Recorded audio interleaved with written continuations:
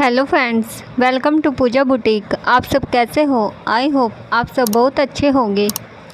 तो इस वीडियो में मैं आपको बताऊंगी कि एक्सपोर्ट का काम, फैक्ट्री का काम आप घर पर कर सकते हो या नहीं, कैसे कर सकते हो, और अगर आप करना चाहें तो उसमें क्या क्या चीज़ों की आवश्यकता पड़ेगी आपको, और आप कैसे कर सकते हो।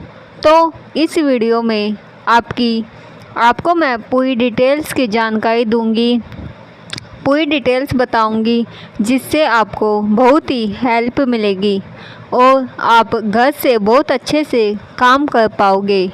क्योंकि एक बार तो एक ही आदमी बाहर तो एक ही आदमी जाकर काम कर सकता है, और आप घर पर 4 या 5 जिसको सिलाई आती है तो वो सारे मिलकर काम कर सकते हैं। उससे आपका काम भी जल्दी होगा और आपका काम ज़्यादा भी होगा। नाइट में भी आप काम कर सकते हो। घर पर तो सब जब चाहे आप काम कर सकते हो। तो चलिए फ्रेंड्स, वीडियो को स्टार्ट करते हैं। जैसे कि एक कंपनी होती है, एक्सपोर्ट की एक कंपनी होती है, कारखाना होता है, वहाँ से डायरेक्ट माल लाकर आप घर पर काम नहीं कर सकते, क्योंकि उसके लिए आपके पास 15-20 कारीगर होने चाहिए, तभी आप काम कर सकते हो। और एक कारखाना बहुत आपके पास, उसके लिए कारखाना खोलने के लिए आपके पास जगह होनी चाहिए जहां पर आप अपना फैक्ट्री का काम कर सकते हो। जैसे कि कोई फैक्ट्री है और आपके पास 10-15-20 कारीगर हैं काम करने के लिए, तो वो आपको माल दे देंगे घर पर काम करने के लिए। कारखाने से काम लाने के लिए आपको क्या क्या चाहिए होता है? सबसे पहले आप एक्सपोर्ट का काम कर लेते हो। अगर एक्सपोर्ट का काम आप नहीं कर पाते हो, अगर आप सिविल का काम ही आपने सिर्फ किया है, तो आपको एक्सपोर्ट वाले काम सीखना होगा, क्योंकि घर में किसी न किसी को एक्सपोर्ट की जानकारी होनी चाहिए, नहीं तो कारखाने वाले आपको काम नहीं देंगे जो काम को हैंडल कर ले। अगर आप सिविल का काम कर लेते हैं तो आप जल्दी ही एक्सपोर्ट का काम सीख लेंगे। घर पर आपको क्या क्या चीज़ों की ज़रूरत पड़ेगी और आपको बता देती हूँ। सबसे पहले आपके पास ओवरलॉक 5 थ्रेड वाली मशीन होनी चाहिए, क्योंकि जो ओवरलॉक की 5 थ्रेड वाली मशीन होती है उसकी फिनिशिंग बहुत अच्छी होती है। ओवरलॉक की अगर छोटी मशीन है आपके पास, तो वो एक्सपोर्ट के काम में नहीं लाई जा सकती, क्योंकि छोटी मशीन में ओवरलॉक में सफाई नहीं आती, फिनिशिंग नहीं आती। और जो एक्सपोर्ट का काम, जब हम कहीं पर भी एक्सपोर्ट का काम करते हैं तो उसमें ओवरलॉक की मशीन बड़ी होती है, क्योंकि उसमें फिनिशिंग आती है। क्योंकि छोटी मशीन से ओवरलॉक में फिनिशिंग नहीं आती, तभी आप कर सकते हैं, वरना आपको काम नहीं मिलेगा। दूसरी बात, आपके पास जुकी मशीन होनी चाहिए। जुकी मशीन हो तो बहुत ही अच्छा है, लेकिन अगर आपके पास अदरवाइज नहीं है और आप फिर भी काम करना चाहते हो, एक्सपोर्ट का काम करने के लिए आपके पास सब कुछ है, मशीन है, कारीगर है हेल्प करने के लिए, और सब कुछ है, जगह है आपके लिए, और आपके पास जुकी मशीन नहीं है, तो आप फिर भी काम कर सकते हो। अम्ब्रेला मशीन भी सिलाई में चल जाएगी, क्योंकि उसमें दिक्कत नहीं है, क्योंकि अम्ब्रेला मशीन की सिलाई भी अच्छी होती है।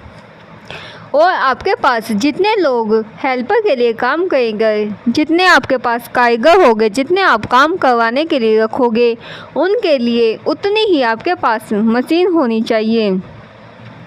जितने लोग आपके पास काम करते हैं उतनी ही आपके पास मशीन होनी चाहिए। जैसे कि आपके पास 15-20 कारीगर काम करते हैं, तो आपके पास मशीन भी उतनी ही होनी चाहिए, क्योंकि अगर आप कारीगर ज़्यादा रख लेते हो और आपके पास मशीन कम है, तो आप वो भी सेटलमेंट नहीं होगी, क्योंकि फिर वो 1-2 जना बैठा रहेगा, फिर काम नहीं हो पाएगा। तो आप जितनों के कारीगर रखोगे, जितने आपके पास काम करने के लिए है, उतने ही आपके पास मशीन होनी चाहिए, उतनी आपके पास मशीन होनी चाहिए। इतना काम होगा तो आपको आराम से काम मिल जाएगा। अदरवाइज आपको एक्सपोर्ट वाले काम नहीं देंगे, कारखाना वाला काम नहीं देंगे, क्योंकि वो भी सब कुछ देखते हैं।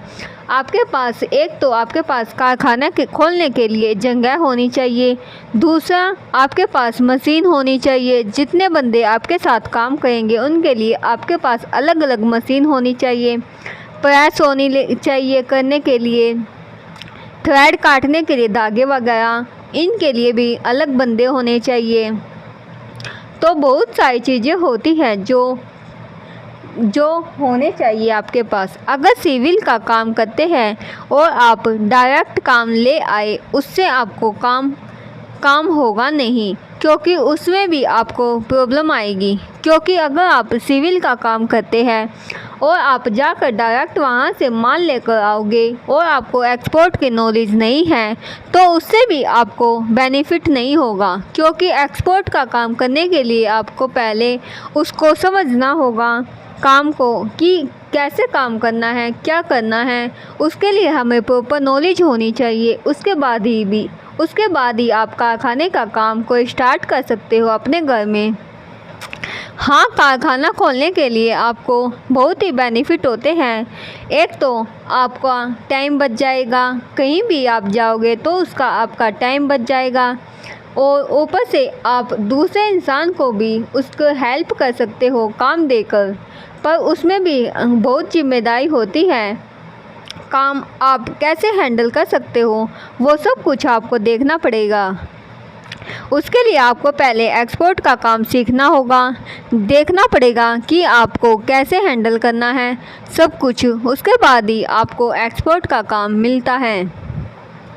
तो फ्रेंड्स, आपको वीडियो कैसी लगी कमेंट करके ज़रूर बताइएगा, और नए टॉपिक के साथ फिर मिलेंगे, एक नए वीडियो के साथ, एक नए टॉपिक के साथ। तब तक के लिए friends, bye bye. Thank you friends.